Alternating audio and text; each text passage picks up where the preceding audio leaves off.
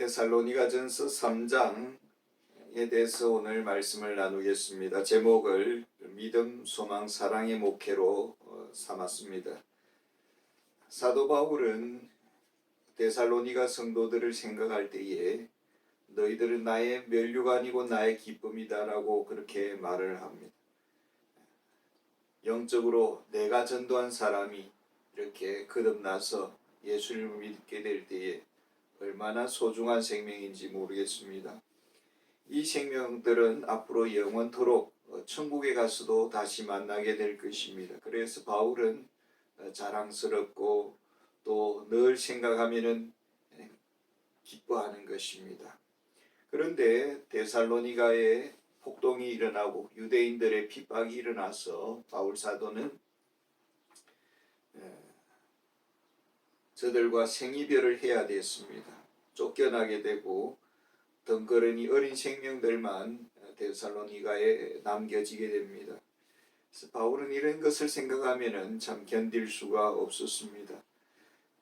빌리그레암 목사님이 어느 지역에 전도 집회를 했을 때에 많은 사람들이 결신을 하고 예수님을 믿기로 작정을 했습니다. 그리고 그 다음 해에 다시 그 지역에 가보았더니 아무도 그냥 자연인으로 다 돌아간 것이죠. 그래서 문제의 원인을 살펴보았더니 아무도 그들을 돌봐주는 이 없었다라는 것입니다. 전도는 했는데 양육을 하지 않았던 것입니다. 그래서 빌리그레암 목사님이 양육의 아주 대가인 도스턴 트로트맨 내비게이터의 창립자에게 찾아가서 자신의 전도 집회를 도와달라고 부탁했고, 또 도스턴 트로트맨은 하나님의 나라 차원에서 협력했다라는 이야기가 있습니다. 바울이 데살로니가를 떠났습니다. 어린 생명들을 남겨둔 채 아덴까지 왔습니다. 그러나 생각하면은 참 잠이 오지 아니하고 참 바람 불면 날아갈 것 같은 그 어린 생명들을 생각할 때에 영적 부모로서 늘 안타까운 것입니다. 그래서 자신이 직접 갈 수는 없고 디모데를 이렇게 보내는 것을 볼 수가 있습니다. 우리 한국 문화에서는 신방을 해도 담임 목사님이 신방을 오기를 원하는 그런 풍토가 있습니다. 유모는 젖이 잘 나와야 되는 것이죠. 젖이 잘 나오면 되는 것입니다. 그래서 디모데가 가면은 바울은 좋겠다라고 생각을 했습니다. 바울은 디모데를 이렇게 소개합니다. 2절에 우리 형제 곧 그리스도의 복음을 전하는 하나님의 일꾼인 디모데. 디모데는 참 복음의 사람이었고 철저히 진리에 붙잡힌 그런 사람입니다. 디모데가 가면은 주님의 교회가 든든히 세워질 것이다 라는 그런 확신이 있었습니다. 만약에 데살로니가 교회 입장에서 우리 한국 문화 풍토처럼 그런 생각을 하고 있었다면 어떻게 되겠습니까? 바울이 꼭 와야 되고 디모데는 안 된다라고 생각을 한다면은 그것은 아마 잘못된 생각일 것입니다. 디모데는 하나님의 일꾼이었습니다. 하나님의 일꾼이라는 것은 하나님과 함께 일하는 동력자다라는 것입니다. 하나님이 서시는 동력자다라는 것입니다. 바울이 아주 아끼는 그런 동력자입니다. 가끔씩 교회의 상처를 받고 나와서 이렇게 교역자 없이 이렇게 공동체를 이루어서 교회를 하는 모임을 가지는 그런 분들도 있습니다. 교역자를 세우는 이유가 어디에 있습니까? 2절, 3절을 보면 이렇게 돼. 2절 하반절에 이는 너희를 굳건하게 하고 너희 믿음에 대하여 위로함으로 아무도 이 여러 환난 중에 흔들리지 않게 하려 함이라. 데살로니가 교회 성도들의 얼굴 모습을 상상해 보았습니다. 알렉산더 대왕의 후손들입니다. 그 지역 사람들을 제가 유심히 보니까 머리는 검은색에 가깝고 얼굴은 유럽 사람들에게 가깝습니다. 그리고 헬라 문화를 전파했던 그런 후손들입니다. 그러니까 문화적인 지적인 자존감이 아주 높은 사람들입니다. 이런 사람들이 복음을 받고 육신적으로는 아주 어른이지만은 또 세계 1등 시민이지만은 마음은 영적인 어린아이입니다. 돌봄이 필요한 것이죠. 동물의 왕국에 보면은 이렇게 밀림 속에 코끼리들이 무리를 지어서 가고 그 무리 속에 어린 새끼가 이렇게 아빠 엄마 곁에 따라갑니다. 그러면은 그 숲속에 있는 사자 무리들이 쉬고 있다가 유심히 살펴보는 것입니다. 아마 그 코끼리들 중에 누구를 주목해서 볼까요? 어린 힘없는 휘청휘청하는 어린 코끼리를 아마 군침을 흘리면서 잡아먹으려는 그런 기회를 노릴 것입니다. 사탄도 굶주린 우는 사자와 같이 영적으로 어린 생명들을 유심히 노릴 것입니다. 우리 주변에는 이단들도 많고 무속신앙의 그런 사람들도 많습니다. 오래전에 어떤 연구 모임에 가보았습니다. 어떤 학자가 발표를 하는데 그 학자는 우리 기독교 개신교의 학자가 아닙니다. 다른 종파에 소속된 사람인데 우리 개신교회의 역사에 대해서 아주 면밀하게 관찰을 하고 오랜 세월 동안 그 관찰된 내용들을 발표를 하는 것입니다. 제가 그것을 보면서 놀랐고 또 너무 섬뜩했습니다. 우리 기독교를 이렇게 주목하고 있었구나, 동태를 살피고 있었구나, 그런 생각을 했습니다. 왜 디모데가 가야 하는가라는 것입니다. 디모데는 아직 그 나이에 젊습니다. 어립니다. 우리나라는 이 나이를 아주 유교사회는 나이를 중요시 여기고 나이로 질서를 잡는 그런 경향이 많이 있습니다만은 그래서 마음에 들지 않는 그런 교역자에 대해서는 나이도 어린 사람이 어른이 하는 말에 이런 식으로 이렇게 말을 하는 그런 어른들도 있습니다만은 그렇다면은 그런 식이라면은 나이 많은 사람이 다 목사가 돼야 되겠죠. 디모데는 나이가 어립니다. 그리고 영적으로는 그렇지만은 지도자입니다. 하나님이 세우셨습니다. 당시 헬라에 수많은 이런 철학자들도 많이 있었지 않겠습니까? 지적으로 또 가방끈도 짧을 수도 있고 디모데는 아주 선조로부터 좋은 신앙의 유산을 물려받았지만은 또 그러지 않는 분들도 많이 있지 않습니까?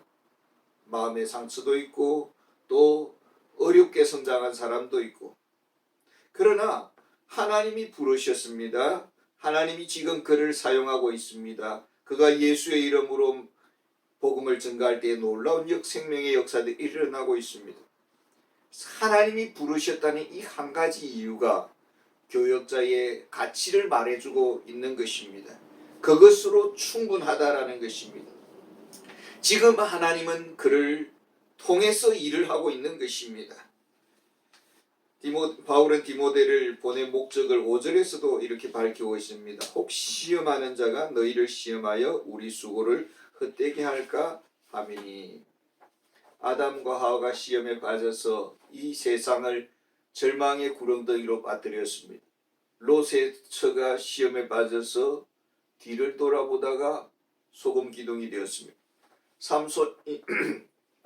삼손이 시험에 빠져서 영적 폐잔병이 되었습니다. 그리고 적군의 전리품이 되어버렸습니다. 데마가 시험에 빠져서 사도 바울을 배신하고 세상을 향해 갔습니다. 이런 어린 생명들이 시험 들지 않도록 우리 교역자를 보낸다라는 것입니다. 교역자 자체가 시험거리가 돼서는 또 안 되겠죠. 바울 사도는 자신의 기쁨 이유를 이렇게 말해주고 있습니다. 9절에 우리가 우리 하나님 앞에서 너희로 말미암아 모든 기쁨으로 기뻐하니 너희를 위하여 너희 어떠한 감사로 하나님께 보답할까? 참 마음속에 견딜 수 없는 그런 그리움, 안타까움, 이런 보고 싶은 마음이 있어서 잠 못 이뤘습니다. 그리고 디모데를 보냈습니다. 디모데가 데살로니가에 가서 본 경위들을 다시 돌아와서 바울에게 보고를 하는데, 바울은 정말 걱정하고 있었습니다. 영적 부모로서 부모가 없이 자라나는 이런 고아와 같은 그런 상태가 된 것이죠. 그래서 이들이 방황하고 있지는 않을까. 또 갈라디아 교회 성도들처럼 이단에게 빠져서 오히려 바울에게 적대 세력이 되지는 않았을까. 바울을 향한 그런 목회 복음 전도자를 향한 흑색 선전의 그 황사가 난무했던 그 데살로니가 지역에 바울을 하나님의 사도가 아닌 사이비 교주 정도로 보고 있지는 않을까. 이런 여러 가지 우려되는 일들이 있었습니다마는 디모데의 보고는 정반대였습니다. 예상 밖의 보고가 들어온 것입니다. 6절에 보면은 지금은 디모데가 너희에게로부터 와서 너희 믿음과 사랑의 기쁜 소식을 우리에게 전하고 또 너희가 항상 우리를 잘 생각하여 우리가 너희를 간절히 보고자 함과 같이 너희도 우리를 간절히 보고자 한다 하니, 너희가 항상 우리를 잘 생각했다. 사도 바울을 볼 때에 사이비 이단 교주로 생각을 한 것이 아니라 하나님의 참된 사도로 저들은 믿고 있고 보고 싶어 한다라는 것입니다. 우리가 저분을 통해서 참 복음을 들었고 많은 은혜를 입었고 지금 이렇게 행복하게 살고 있다라는 이 마음을 저들이 가지고 있더라라는 것입니다. 만약에 이 목회자에 대해서 이렇게 좋지 않게 생각을 한다면 어떤 일이 발생할까요? 점점 과외 수업 받으러 이 학원 저 학원에 돌아다닐 것입니다. 그러다가 어떻게 잘못되면은 참 큰일 나는 것이죠. 데살로니가 교회는 참 물질적으로도 가난했고 그래서 또 유대인들로부터 핍박을 받았습니다. 그럼에도 불구하고 예루살렘 교회가 어렵다라는 이 사정을 들었을 때는 저들은 정말 아낌없이 헌금하는 그런 교회였습니다. 믿음의 역사가 있는 교회, 사랑의 수고가 넘치는 교회, 그런 교회였습니다. 바울은 3주 정도밖에 복음의 씨를 뿌리지는 않았습니다. 그런데 떠나고 난 이후에 놀라운 변화가 그곳에 일어나고 있었습니다. 교회가 세워졌습니다. 이것은 바울이 판단할 때에 하나님께서 친히 역사하신 것입니다. 하나님께서 역사하신 것을 바울이 보았을 때에 안도의 한숨을 쉬게 되고 정말 감사하다라는 것입니다. 그래서 바울은 8절에 이렇게 말합니다. 그러므로 너희가 주 안에서 굳게 선적 우리가 이제는 살리라. 이제는 정말 마음 놓고 안심하고 내가 살겠구나, 이런 안도의 한심을 쉬었다라는 것입니다. 변함없이 일하시는 하나님, 불꽃 같은 눈으로 당신의 백성들, 선택받은 백성들을 지켜보시는 하나님, 끊임없이 은혜 가운데서 공급하시는 그 하나님, 굳건하게 세우시는 하나님, 그 영혼들을 자라도록 도우시는 하나님. 사도 바울은 이것을 생각할 때에 정말 하나님께 감사하고 참 할 말이 없는 것입니다. 그러면서 바울은 비록 길은 멀리 있지만은 성도들을 향한 기도를 하고 있습니다. 성도들을 향한 바울의 간절한 소망이 무엇일까요? 10절에 보면은 주야로 심히 간구함은 너희 얼굴을 보고 너희 믿음이 부족한 것을 보충하게 하려 함이라. 너희 믿음을 보충하게 한다. 이 말씀이 무슨 말씀입니까? 온전한 믿음, 완전한 믿음을 갖기를 원한다라는 것입니다. 이 말씀의 그 전제에는 아직도 어리다라는 것이죠. 아직도 염려가 되고 아직도 바람이 불면 흔들릴 수 있는 그런 수준이다. 이것을 바울은 알고 있고 저들의 믿음이 커가기를 원하는 것입니다. 11절에 보면은 믿음의 대상이 누구인가를 보여주고 있습니다. 하나님 우리 아버지와 우리 주 예수는 우리 길을 너희에게로 갈 수 있게 하시오며, 우리의 믿음의 대상은 하나님이십니다. 근데 그 하나님은 우리 아버지가 되십니다. 우리가 예수님을 믿을 때에 하나님은 나에게 아버지가 되시는 것입니다. 그래서 하나님 아버지는 우리에게 새 생명을 불어넣어 주셨습니다. 그리고 당신의 자녀로 삼아 주셨습니다.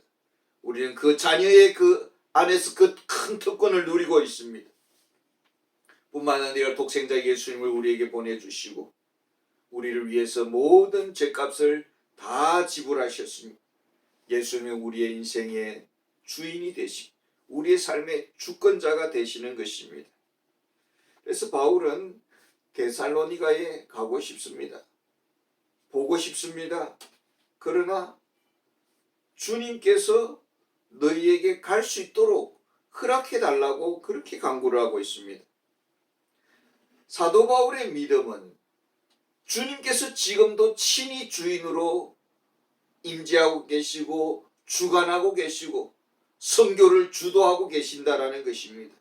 바울이 선교의 주체가 아니고 주님이 선교의 주체가 되셔서 모든 사역의 순간순간마다 주님이 개입하시고 주님이 사소한 일상의 모든 것에도 다스리신다라는 것입니다.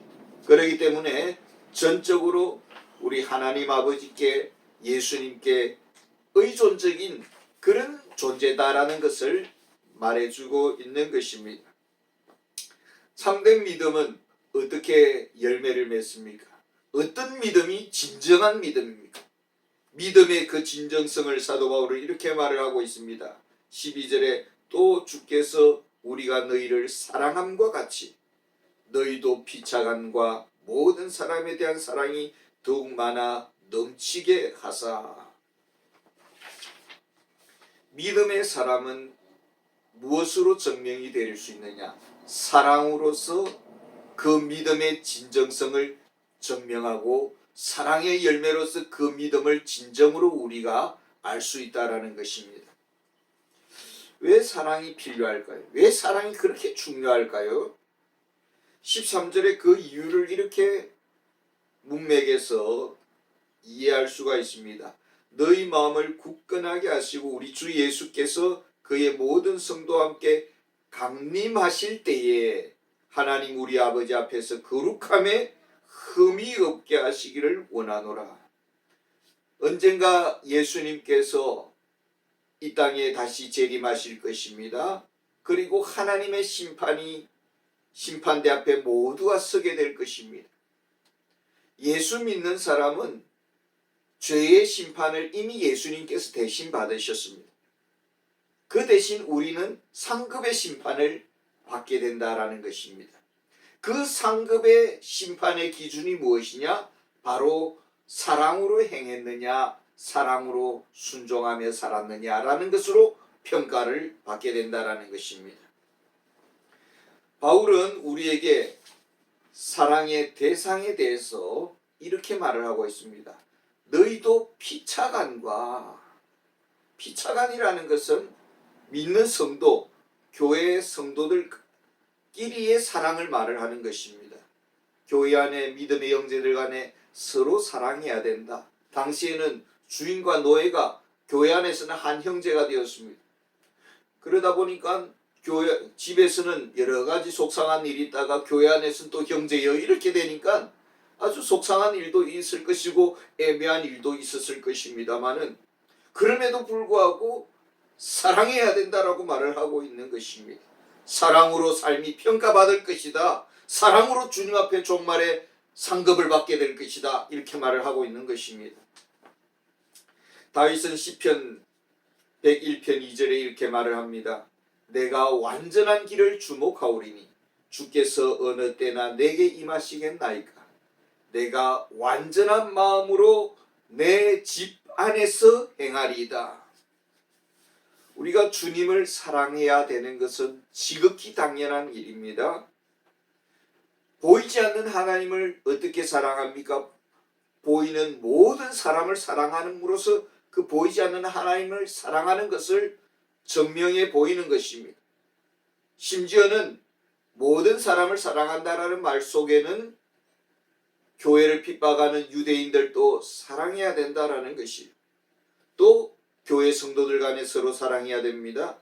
그런데 바울은 더 본질적인 문제를 다루고 있습니다. 내 집안에서 완전한 마음으로 행하겠습니다. 우리의 일상이 사랑이어야 되고 가장 가까운 가족부터 사랑해야 됩니다. 아내를 사랑해야 됩니다. 남편을 사랑해야 됩니다. 아내는 평생 원수가 아닙니다. 남편은 평생 원수가 아닙니다.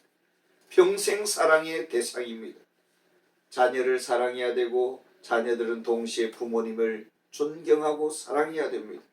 이것이 하나님 나라를 이루는 가장 기본 구조입니다. 다윗은 국가의 개혁을 지금 비전을 생각을 하고 있었습니다마는 그 이면에는 자기 성결을 위해서 간절히 기도하고 있습니다. 시편 101편 4절에 보면은 사악한 마음이 내게서 떠날 것이며 악한 일을 내가 알지 아니하리이다. 국가의 거창한 개혁도 중요합니다. 교회가 제대로 세워지는 것도 중요합니다. 그러나 그 이전에 우리가 하나님 앞에서 거룩한 삶을 살아야 되고 그 거룩한 삶이라는 것은 사랑이 거룩해야 된다는 것이죠. 완전한 사랑을 우리가 어떻게 할 수가 있겠습니까? 완전하신 예수님을 믿고 그 예수님을 본받는 우리가 되어야 될 것입니다. 이것이 다윗의 소망이었고 사도 바울의 기도라고 볼 수가 있습니다. 주님 오시는 그날까지 우리의 일상의 삶이 성숙한 거룩한 사랑으로 열매 맺어가는 그런 은혜가 있기를 간절히 소망해 봅니다. 감사합니다.